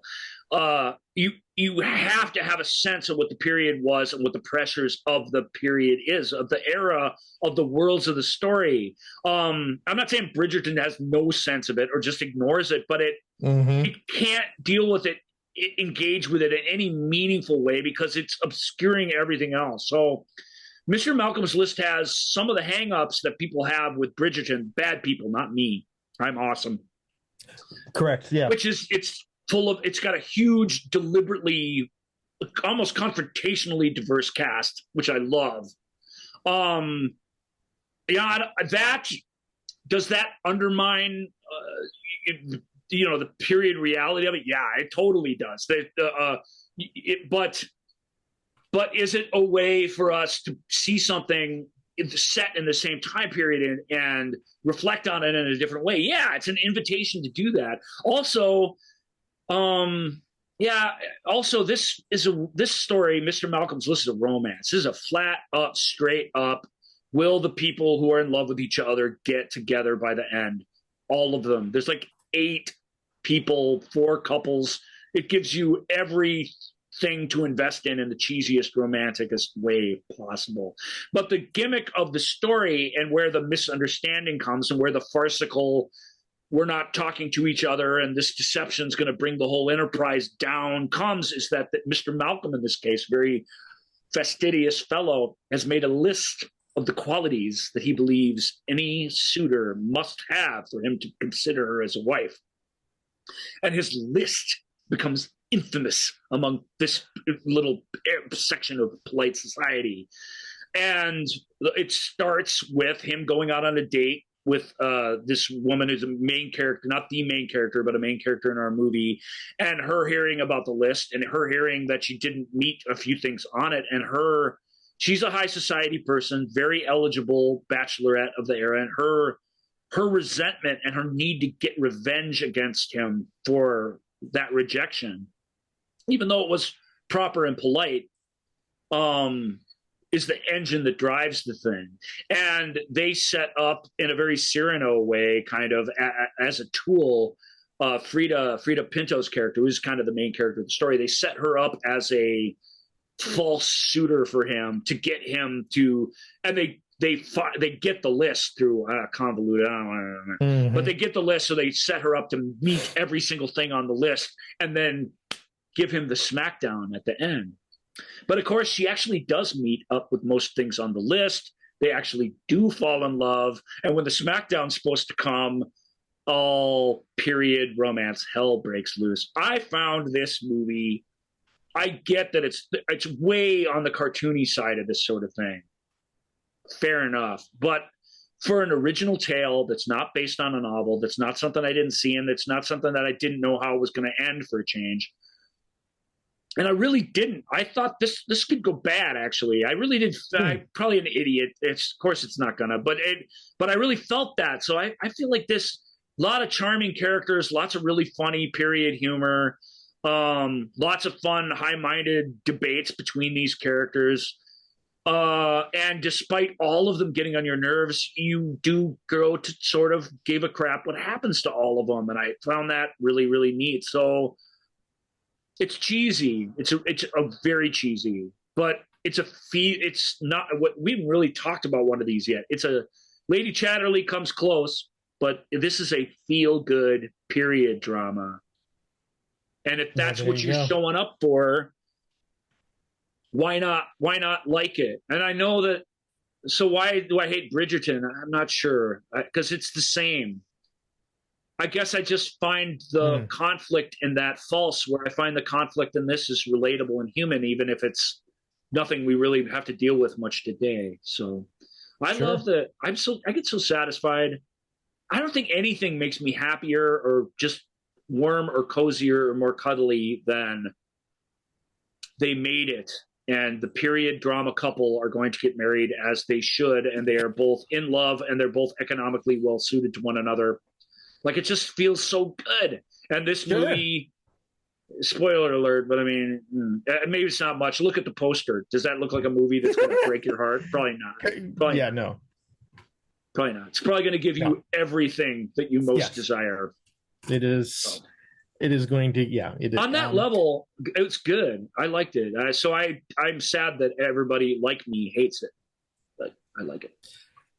Let's move on. You know who's having a moment right now is, as the kids say, is having a moment. And that, of course, is Florence Pugh.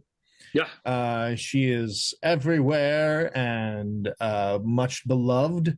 And she is in a little period film called The Wonder, a tale of two strangers who transform each other's lives, a psychological thriller, and a story of love pitted against evil. Vague. That is the vaguest synopsis of all time.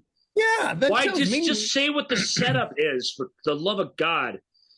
A nurse, and I guess we're back in the 1870s, something like that, and I'm not sure where. But a nurse is called in to keep watch over a child who claims to have not eaten anything in months. Okay. And here we go. Set in the Irish Midlands in 1862, the story follows a young girl who stops eating but remains miraculously alive and well. English nurse Lib Wright is brought to a tiny village to observe 11-year-old Anna O'Donnell. Tourists and pilgrims mass to witness the girl who is said to survive without food for months. Is the village harboring a saint surviving on manna from heaven, or are there more ominous motives at work? Is that helpful? The answer to that question, strangely, is yes. And whenever you can answer in the affirmative or in the negative to a either or question, you might have an interesting story on your hands. And The Wonder examines the religion of the era, and we'll just flat out say it, this intense superstition of the era, and how even in this little village, even in quiet, hushed tones, everybody goes bonkers over the idea that they have a living saint surviving through energy sent from God in heaven. And at least 70% of the community thinks there's a 50-50 chance that that's what's happening, that's a legit answer to the question of what's going on here. That's a weird world that whatever you want to say about the religious right or evangelicals or any creative Scientology, just lay it all on. The fables and the myths and the stories are crazy when you really look at them. The animals 2x2. I mean, let's really think about that for a second.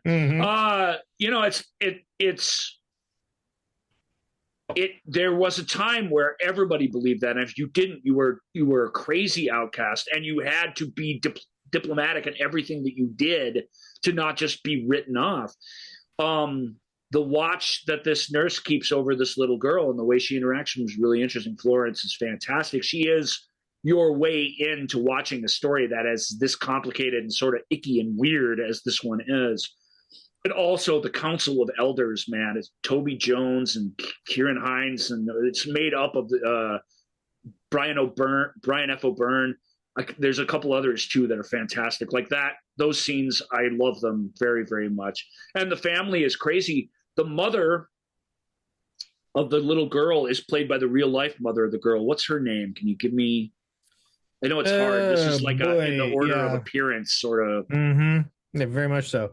Yeah. Let's see. Here's there's Darcy Campion. Go on, just rattle them off. I'll know her name when I hear it. Okay, Abigail Coburn, Carla Hurley O'Dwyer, Juliette Hurley O'Dwyer, Carly Kane. The young people are cast alongside their real life families in this. There's a goofiness to that, but there's also a sort of magic to that it works really, really great here. You'll see they both have the same last names. Well, that's what I'm looking for. So there's Killa Lord Cassidy and Elaine Cassidy. So it's Elaine Cassidy, she was in The Others. She was the mute girl in The Others. She's been in a bunch of different horror movies and a bunch of different genre things. She's a really, really good actor. And it's her daughter who's along for the ride in this, who's playing the subject of the watch. Sorry to make you go through all that just to hear people me say Elaine Cassidy. It's fun.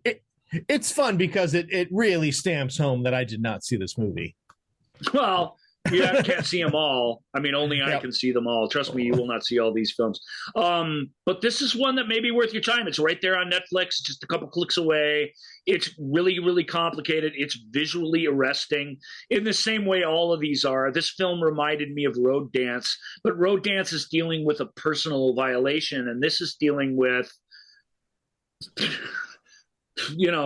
this is dealing with intense, crazy superstition and the sort of backwards, non-scientific, non-medical way these people live their lives. And a character who finds herself at odds with that, and how does she navigate that to keep just a crazy injustice from happening. Yeah, I'm sorry, Joel. What's his face is also in this, and he's worth mentioning. What's the guy's name? He's a guy in the movie. He's the guy. There's a guy. He's also a hot upcoming dude. There's Tom Burke, David Wilmot. Thank you. Nailed it on the first try. Tom Burke, who I really, really like, but whose name I forget because it is Tom Burke. He's in my favorite weird British mystery series with Holiday Granger, whose name I also can't remember.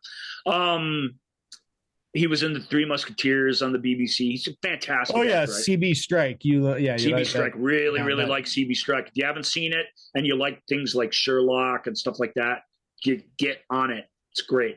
It's adapted from J.K. Rowling short stories, and I know you're not supposed to like her, but whatever. Those mysteries are cool, and those characters are great. Here's a fun thing: Tom Burke is actually Tom Burke the Fourth. It follows. And yet what's great about him is that he's great for these British stories because he feels so working class and so everyman. He's a tough looking dude, but he's got real sensitive eyes, man. I don't know what else to say. I don't want to gloat too much about Tom, but everything I see Tom in, he nails it. And I've seen him do a lot of tricky stuff.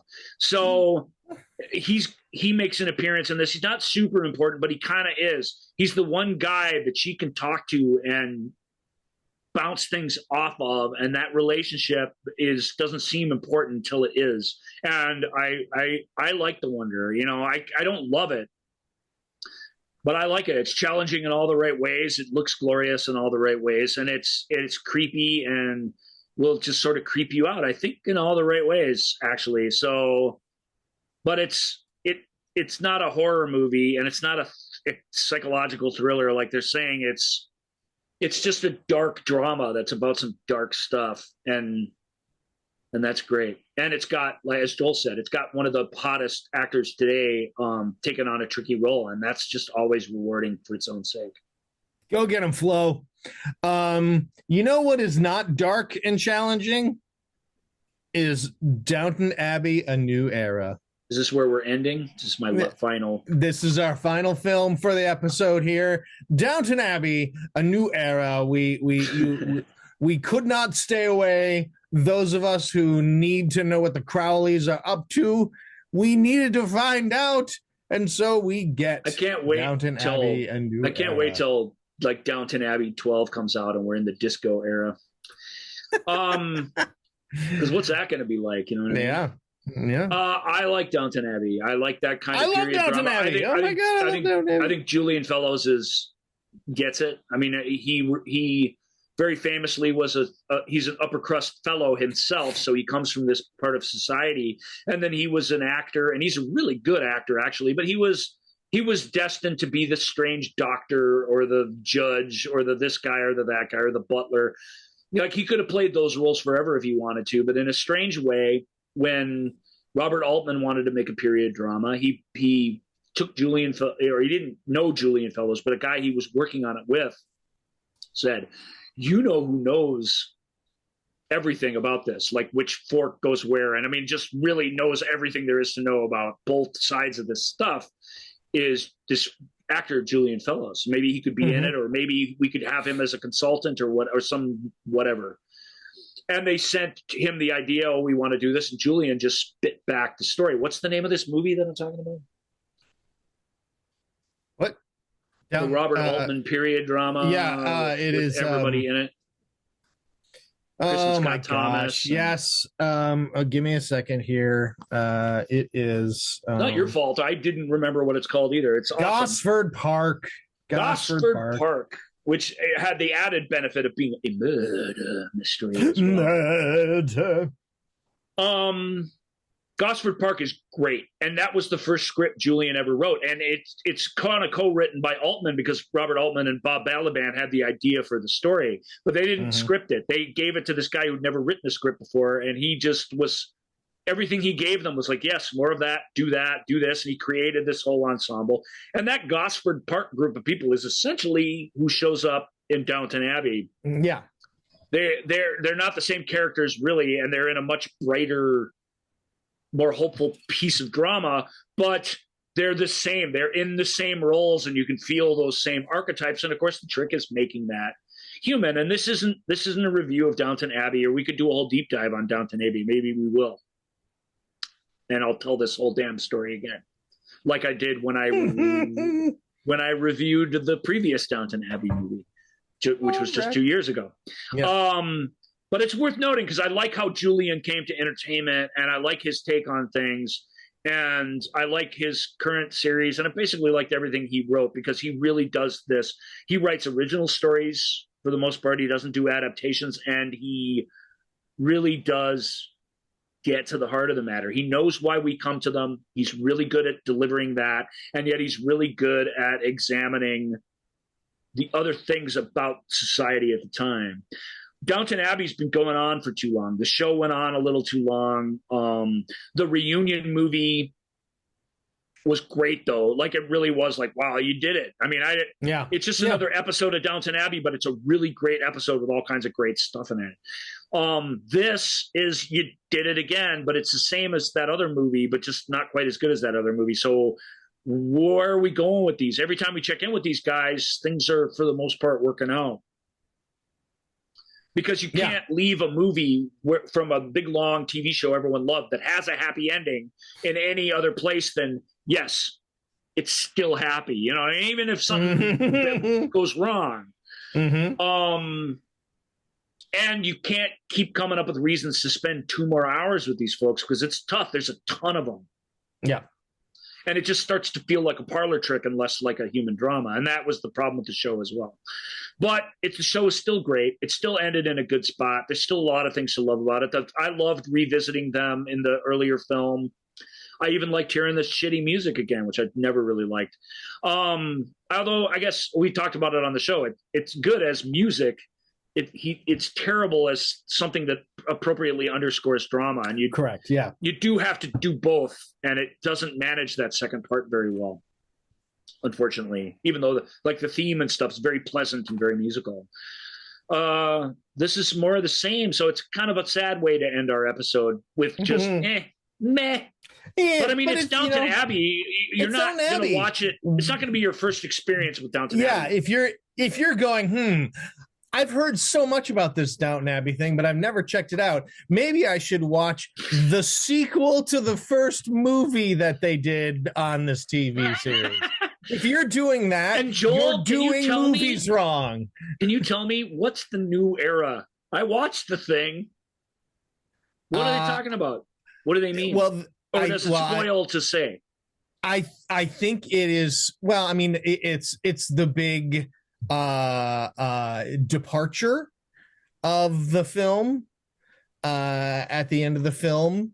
I think that's what it means, is like there no longer is this so and it really has turned and it kind of, again, it goes back to the whole Lady Mary is now has to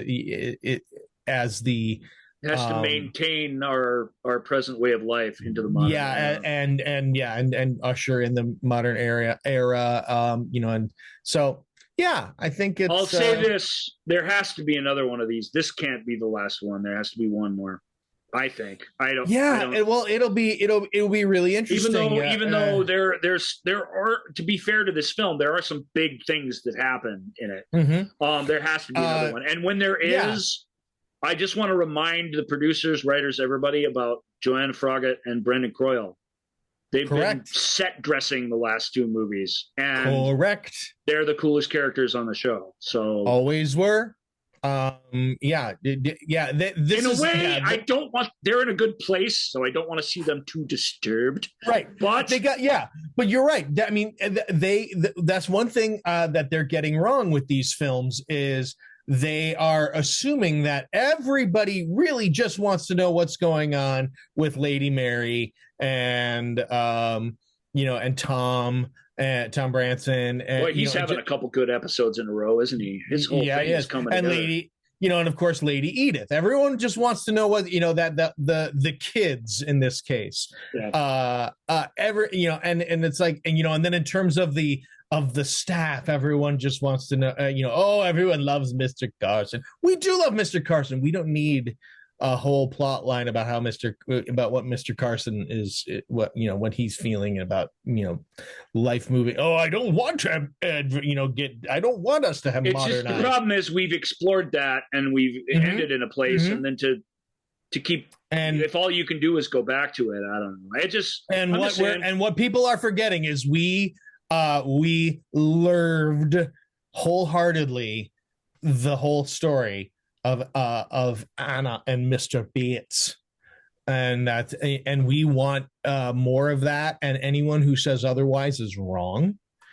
That is what and so it'll be interesting. Joel and I are eye to eye on this one, man. I agree wholeheartedly. So we need we absolutely do. And it will be interesting. I hope that if there is another film, they don't have to save the queen or anything, but I'm just saying let's get them back in this thing somehow. Tom Branson is talking about.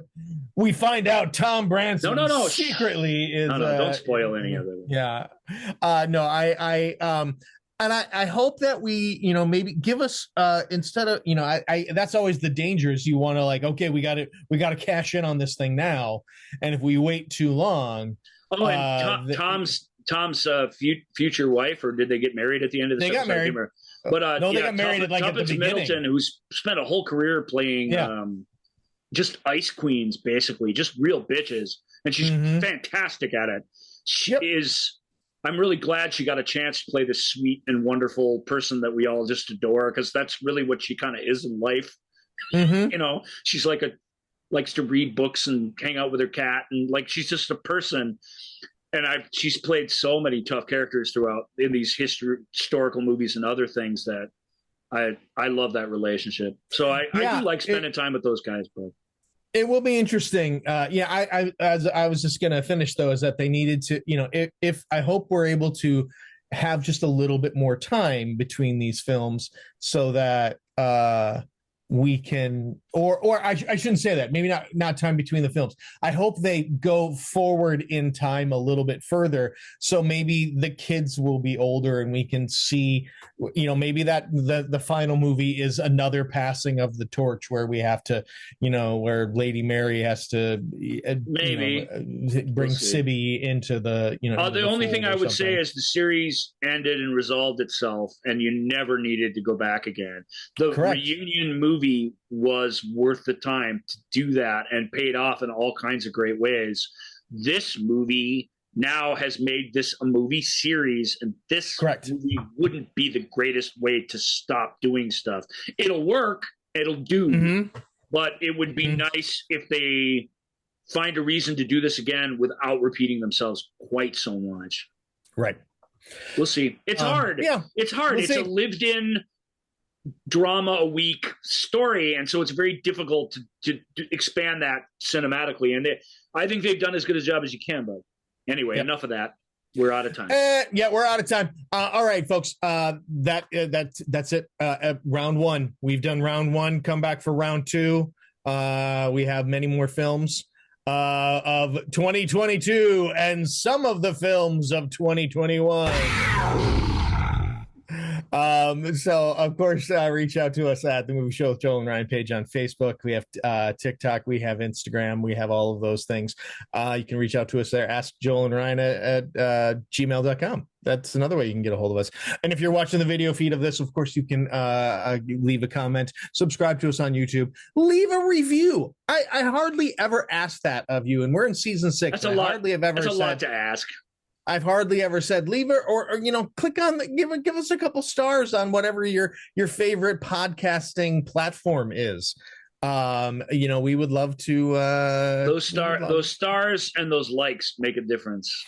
They really do. I wish I could just explain it to y'all. We get listened by hundreds of people and we don't get a lot of likes, and yet you keep coming back every week. And I know that you're probably just afraid like somebody's going to start trying to sell you stuff, and Like it just Mm-hmm.